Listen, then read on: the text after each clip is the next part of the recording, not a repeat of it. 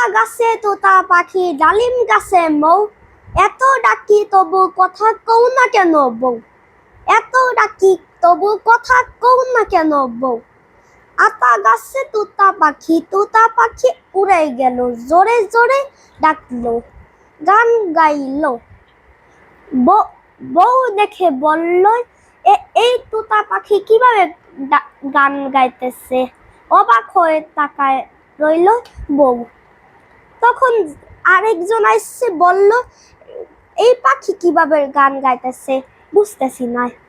তখন সেই বউ বলল, আতা গাছে তোতা পাখি। তখন বলল, আতা গাছে। সেটা বলল, সেটা শুনে বলল, আতা গাছে হইল সেইখানে। তখনই হয়ে গেল আতা গাছে। সেই গাছের নাম ছিল আতা গাছে। সেটার মধ্যে গবেষণা করে সেই মানুষটা একটা বিজ্ঞানী ছিল, গবেষণা করে দেখলো এই গাছটা অনেক ভালো একটা গাছ, যেটা চাওয়া হবে সেটাই দিয়ে দিবে সেই গাছ। জাদু করে জাদু গাছ। সেই গাছটা হলো, সেই গাছের নাম হলো গাছ মামায়। সেই পাখি উড়ে বলল, কি হয়েছে, উড়ে কি লাভ হইল আমার। তখন সেই বউ বলল, এই পাখির নাম কি তোতা পাখি নাকি টিয়া পাখি। সেটা বলল, টিয়া পাখি কথা বলতে পারে, কিন্তু তোতা পাখি কথা বলতে পারে নাকি সেটা জানতো না। তোতা পাখিও তো একটা টিয়া পাখি, ঠিক নাই? তখন হয়ে গেল আসল ব্যাপার। আসল ব্যাপার হইতেছে হলো, সেই তোতা